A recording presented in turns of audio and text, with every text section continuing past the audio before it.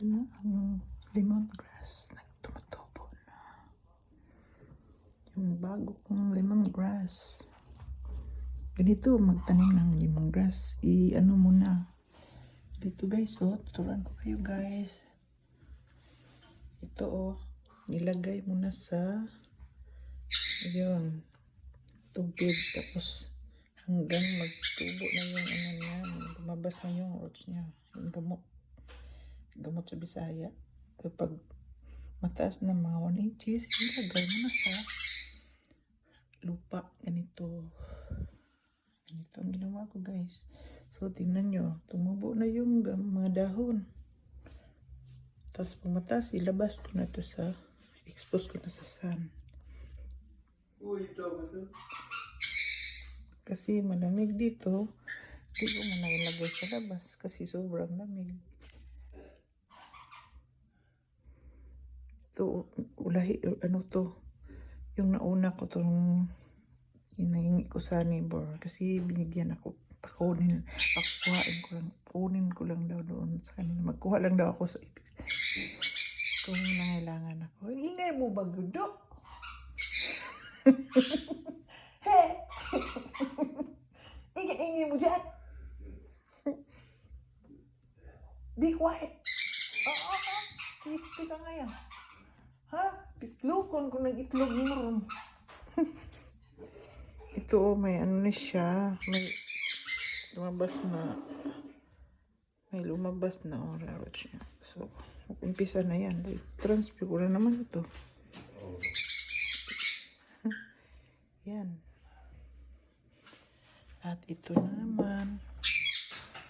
Ito pa yung malunggay ko. May malunggay din ako na binigyan kasi ako ng kaibigan ko na si Bila na 3 seeds ng malunggay. Ito na. Ilagay ko. Mga 4 days ata yun. Bago na gano siya. One night ko binabad sa tubig. Medyo maligam-gam na tubig. Tapos pagka sinabukasan, nilagay ko dito. Hanggang mga 4 days ata, tumubo na siya. Ngayon, 1 week. Mga 1 week. More than 1 week na ito. Tingnan nyo, may malunggay na ako. Sana magtuloy-tuloy ito. Ita-transfer ko to sa malalaking gaya nito. May isa pa naman sa labas. Laki to. Ito ko muna nilagay sa kitchen namin. So, ito, ita-transfer ko to sa malaki. Siguro mga 1 month. Tapos, pag medyo malaki, ikakat ko to. Parang may ano siya. Maraming, ano ba yun? Sanga sa Bisaya, sa lingsing. Parang marami siyang body ba? Ewan ko. Ano ba tawag niyan sa Tagalog? Ito, favorite ko kasi yung malunggay. Kasiking ba ng kamay ko para naman malaria. Sige na, ilalagay na kita sa baba. Diyan lang siya. Kailangan di siya may stress. Kasi pag may stress, patay yan. Ito naman. Ito, see? Tingnan nyo, may ano na siya. May ano na siya, dahon na siya. Tapos, so, libre na naman ako ng pang gamit. Pang tinula. So, pag hina-harvest ko, tapos isa-isa ko na, para isang gamitan ba yun, tapos inalagay ko sa Ziploc, and then, ipasok ko sa freezer. So, hanggang gusto ko, pwede ako nandyan lang yun. Mas masarap pag ilalagay mo sa, freezer, kasi nandyan lang. Pag sa fridge mo ilagay, maiba ang baho niya. So, ganito lang. At may papakita pa ako sa inyo yung alugbati ko. Okay, punta tayo doon. Ito na guys, yung alugbati ko. Ano siya mabitin siya tumubo. Mas una itong tumubo nito. Yan. Dalawa ang niya. Isa lang sana yun. Isa lang dalawa siya Yan. Tapos, hanggang ilang araw, ito na naman, sumibol. At ito na naman ang last. Hanggang mga more than 1 week, ito ang lumabas.